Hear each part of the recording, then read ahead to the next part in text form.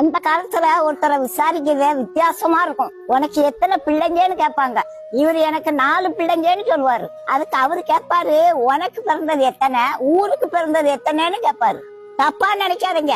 உனக்கு பிறந்ததுன்னா ஆம்பளை பிள்ளைங்க, ஊருக்கு பிறந்ததுன்னா பொம்பளை பிள்ளைங்க. ஆம்பளை பிள்ளைங்கன்னா என்னைக்கு நமக்கு சொந்தம் நம்ம கூடவே இருக்கும். பொம்பளை பிள்ளைங்க யாருக்கு எந்த ஊருக்கு சொந்தமா போகுதோ அதனால ஊருக்கு பிறந்தது எத்தனைன்னு கேட்பாங்க. பொம்பளை பிள்ளைய கட்டி கொடுத்த பிறகு தாய் தப்ப கொஞ்சம் ஒதுங்கி இருக்கணுங்க.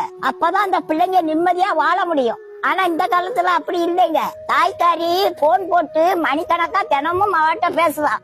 செல்லக்குட்டி உன் மாமியார பார்த்தால ராட்சசி மாதிரி இருக்கு, ஆரம்பத்திலேயே விட்டு கொடுத்துறாத, அவன் தலைக்கு மேல ஏறிடுவா. அவன் 1 கேட்டானா நீ 9 கேட்கணும். உன் நாத்தனார் ஒருத்தி வருவாளே, அவ மூஞ்சி கூட பப்பாளி பழம் மாதிரி இருக்குமே, அவட்ட எச்சரிக்கையா இரு செல்லக்குட்டி. அப்ப அவன் புருஷன்கிட்ட துட்ட கறந்துருவாமா. மக அங்க இருந்து சொல்வா, வேலை வேலைன்னு வேலை தாங்க முடியலமான்னு சொல்லுவா. அட செல்லக்குட்டி உன்னை எப்படி பொத்தி பொத்தி வளர்த்தேன்னு சொல்லுவா தாயி. நீ எதுக்குமா அங்க அப்படி வேலை செய்யணும், நீ தனியா வந்துருமான்னு சொல்லுவா. சரி சரி போன வை, எல்லாரும் தூங்கின பிறகு ராத்திரிக்கு போன் போடுன்னு சொல்லுவா தாயி.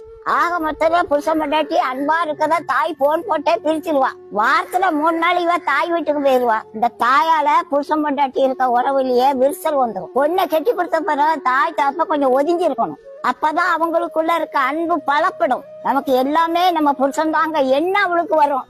அதனால அவளுக்கு சகிப்பு தன்மை உருவாகும். புகுந்த வீட்டுல எவ்வளவு பிரச்சனை வந்தாலும் அட்ஜஸ்ட் பண்ணி வாழக்கூடிய தன்மை அவளுக்கு வந்துடும். புருஷனையும் பொண்டாட்டியும் பிரிக்க முடியாத அன்பு உருவாகும். பிறந்த வீட்டுல 25 வருஷம் அவ வாழ்க்கையை படிச்சிருக்கான். அவளுக்கு படிச்சு கொடுத்தது யாரு, நீங்க தான். இப்ப அவளுக்கு குடும்பம் நடத்தக்கூடிய ஞானமும் அறிவும் இருக்குதானே அவளுக்கு கல்யாணம் முடிச்சு வச்சீங்க. கல்யாணம் முடிச்சு கொடுத்ததுக்கு அப்புறம் நீங்க ஏன் பாடம் எடுக்கிறீங்க?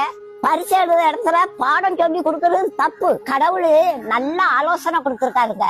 புருஷன் பொண்டாட்டி அவங்க 2 பேரா இருந்தாலும் உடலால் அவங்க ஒருத்தரம். தாய் தப்பனை கொஞ்சம் விட்டு மனைவியோட ரொம்ப அன்பா இருப்பானா. ஆணுக்கும் அதான் பொண்ணுக்கும் அதாங்க. நீங்க தாய் தப்ப எவ்வளவு ஒதுங்கி இருக்கீங்களோ அந்த அளவுக்கு அவங்க நல்லா இருப்பாங்க. பிள்ளைங்க வாழ்க்கையில நீங்க தலையை நீட்டி பிள்ளைங்க வாழ்க்கைய நீங்க கெடுத்துறாதீங்க. நீதிமன்றத்துல கெட்டுக்கிட்டா டைவர்ஸ் கேஸ் இருக்குங்க. இந்த கேஸுக்கெல்லாம் முக்காவாசி பெத்த தாய் தாங்க காரணம். டைவர்ஸ் பண்றது கடவுளுக்கே பிடிக்காத ஒண்ணுங்க.